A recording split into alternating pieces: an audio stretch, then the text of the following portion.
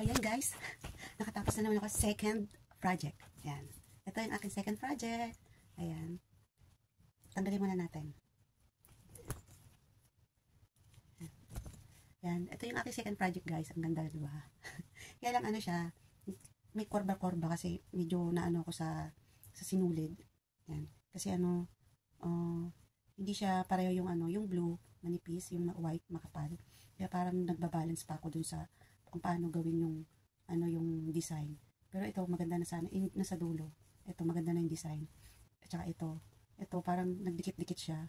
Kaya parang pumangit, nag-ano siya, nag-wave. Nag-ano yung yan, pero para rin na rin siyang design, di ba? Hindi siya pantay, pero okay na rin. Yan. Cute siya. Yan, tapos nilagyan ko siya ng para to sa bata ko, sa alaga ko.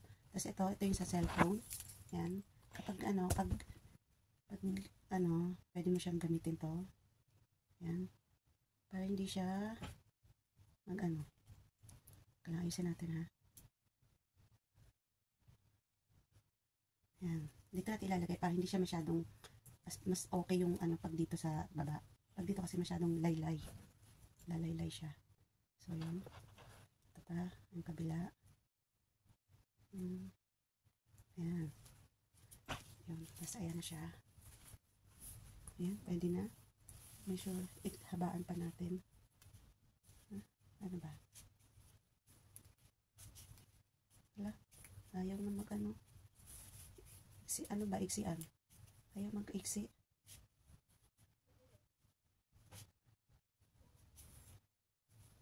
Mahaba na mahaba.